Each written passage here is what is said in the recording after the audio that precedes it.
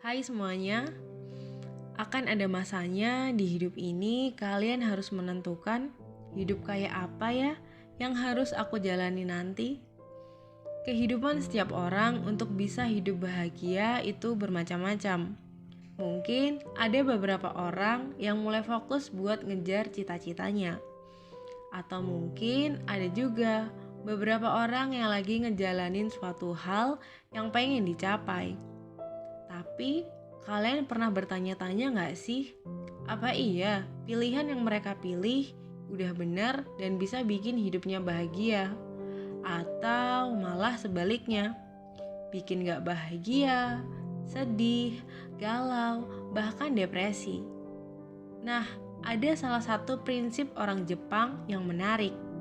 Kayak semacam prinsip yang bakal jawab pertanyaan dan keluh kesah learners kali ini.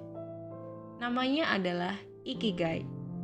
Di video Helen kali ini, kita akan membahas apa itu Ikigai, komponen dalam Ikigai, dan gimana caranya kita mencapai Ikigai itu.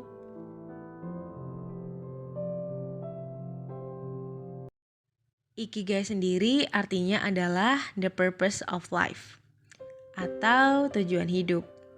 Kurang lebih, Ikigai adalah prinsip yang bikin hidup orang jadi lebih bermakna, berharga, dan seimbang. Singkatnya, Ikigai itu kayak prinsip yang bikin hidup kalian lebih termotivasi, bersemangat buat ngelakuin hal yang kalian suka, dan buat kalian menemukan makna sejati dari hal itu. Padahal di luar sana banyak banget filosofi hidup yang bisa ditiru dan pastinya bisa bikin kalian lebih bahagia selain filosofi Ikigai. Kenapa harus Ikigai sih? Kenapa nggak filosofi hidup lain? Filosofi Ikigai ini selain bermanfaat buat nyari arti kehidupan, Ikigai juga punya efek positif buat diri kita sendiri. Ketika kalian berhasil menjalani hidup dengan prinsip Ikigai, hidup kalian akan lebih terasa produktif dan lebih bahagia. Kalian pasti penasaran, kok bisa kayak gitu sih? Karena secara nggak langsung, orang-orang yang hidup dengan prinsip Ikigai udah nemuin arti hidup dan tujuan hidupnya sendiri, yang akhirnya berdampak positif pada kesehariannya. Hasilnya, pekerjaan yang mereka jalani akan lebih terasa efisien dan lebih cepat terselesaikan. Ikigai juga bisa bikin kalian punya etos kerja yang lebih baik. Karena orang-orang yang menerapkan prinsip Ikigai meyakini bahwa pekerjaan yang dijalani memiliki dampak yang baik dan positif untuk dirinya sendiri maupun untuk orang lain. Ikigai juga berpengaruh pada kesehatan kalian, baik fisik maupun mental. Orang yang menjalani prinsip hidup Ikigai punya resiko terkena penyakit jantung yang lebih rendah. Dengan kalian menjalani prinsip Ikigai ini, kalian bisa belajar untuk memahami apa aja yang bikin hidup seseorang jadi lebih layak dan baik untuk dijalani. Dari sinilah Ikigai bisa dibilang sebagai sebuah prinsip yang punya kekuatan sehat dan positif. Nah, gimana? Udah paham sama maksud dari Ikigai belum? Nah, kalau udah, kalian penasaran gak sih sama 4 aspek yang ada di dalam filosofi Ikigai? Nah, ini dia ada 4 aspek penting yang ada di dalam filosofi hidup Ikigai. Yang pertama adalah apa hal yang kalian suka dan cintai. Yang kedua, apa kalian udah ngerjain hal yang kalian suka?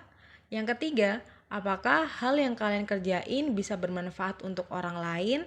Yang keempat, apakah kalian udah ngerjain hal tersebut dengan bayaran yang sesuai? Nah, dari keempat aspek ini terbentuk sebuah diagram Venn yang berisikan 4 aspek penting yang ada di Ikigai. Yang pertama adalah mission. Di fase ini, ketika kalian lagi melakukan suatu hal yang kalian suka, yang mana adalah what you love, dan hal yang kalian suka ternyata menjawab apa yang lagi dibutuhin banyak orang, yang mana adalah himpunan what the world needs. Maka bisa dibilang bahwa kalian lagi punya sebuah misi. Contohnya aja ketika kalian jadi seorang relawan di tempat bencana alam atau relawan di sebuah organisasi lingkungan. Nah, disinilah kalian menjadi orang yang bermanfaat untuk banyak orang dan kalian menyukai hal ini. Karena mungkin dengan hal ini kalian bisa menemukan sisi kebahagiaan. Yang kedua adalah vacation. Nah, di irisan ini kalian ada di fase lagi melakukan suatu hal yang bermanfaat buat orang lain dan kalian juga dibayar buat ngelakuin hal ini. Bedanya sama yang pertama adalah di fase ini kalian melakukan hal yang nggak kalian suka. Contohnya aja adalah sama arah karir dan pendidikan kalian. Kalian diminta orang tua untuk jadi PNS atau abdi negara. Di sini kalian melakukan suatu hal yang bermanfaat untuk orang tua kalian dan kalian juga dibayar buat ngelakuin hal ini. Tapi di lain sisi kalian nggak suka. Aspek yang ketiga adalah profession. Pada irisan ketiga ini, kalian melakukan hal yang kalian kuasai dan kalian dibayar untuk ngelakuin hal ini. Tapi di sisi lain, kalian melakukan sesuatu yang sama sekali nggak kalian suka dan mungkin kurang bermanfaat buat banyak orang. Contohnya aja, kalian kerja di sebuah perusahaan sebagai salah satu staf marketing.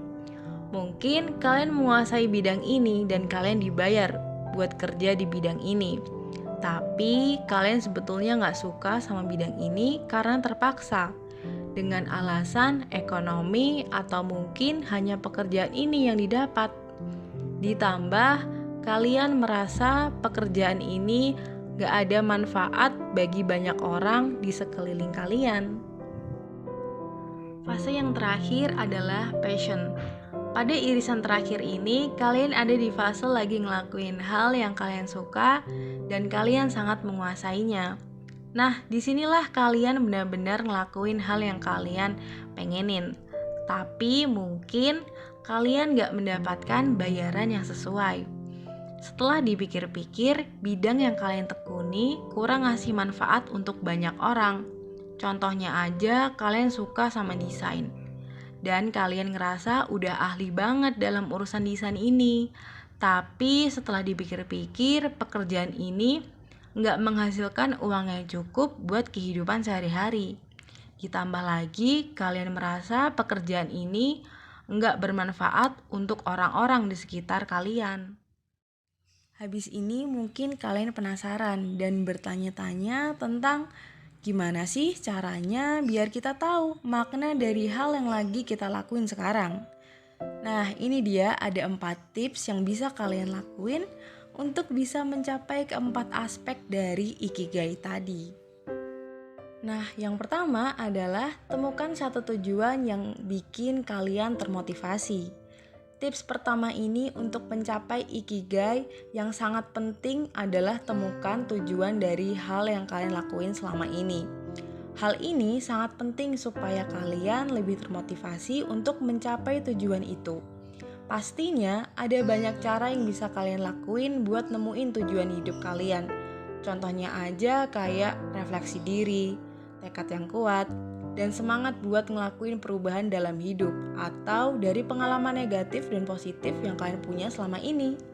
Gak usah terburu-buru, nikmati proses dalam menemukan tujuan hidup dan tujuan dari kegiatan yang kalian lakuin sekarang. Yang kedua adalah berhenti kebanyakan mikir. Mulai aja dulu. Salah satu tips yang penting buat kalian lakuin adalah mulai aja dulu. Kalian bisa memulai sesuatu yang kalian suka dan kalian bisa lakuin hal itu. Contohnya aja kegiatan di bidang seni, desain, atau olahraga. Kalau kalian masih merasa ragu, ingat aja, mulai aja dulu. Secara perlahan kalian akan menemukan bidang mana yang cocok dan pas buat kalian. Nah, tips ketiga yang bisa kalian lakuin adalah ketemu sama orang-orang yang punya passion yang sama.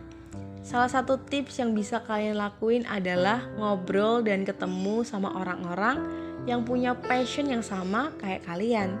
Dengan ketemu sama orang-orang yang punya passion yang sama, kalian bisa belajar dari pengalaman yang pernah mereka lalui. Kalian juga bisa lihat dari sudut pandang yang berbeda. Tips yang keempat adalah cobaan dan rintangan adalah hal yang wajar dalam kehidupan. Pastinya membutuhkan proses yang gak sebentar dan butuh tekad yang kuat dalam proses mencapai ikigai itu sendiri. Nah, dalam proses mencapai ikigai inilah ada banyak rintangan dan juga cobaan yang pastinya gak bisa buat dihindari. Hal ini penting untuk kalian sadari bahwa cobaan dan juga rintangan adalah sebuah hal yang wajar dan pasti semua orang mengalami. Kalian juga harus percaya bahwa itu semua adalah bagian dari proses dalam menemukan ikigai kalian.